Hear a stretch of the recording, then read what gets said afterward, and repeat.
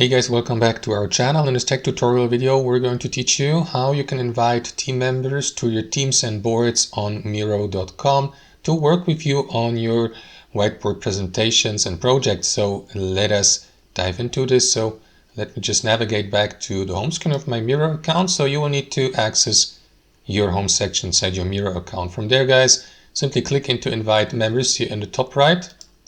And after that, you will see that window popping up here.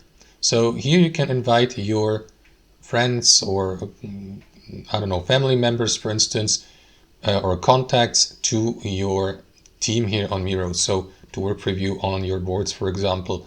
So what you want to do, guys, is use either the manual invitation, or you may access your contact list from Microsoft, Google, or Slack. However, you will need to connect your account on Miro with these applications first. So you can simply use that shareable invitation link here to invite your friends, contacts, and family members to your team.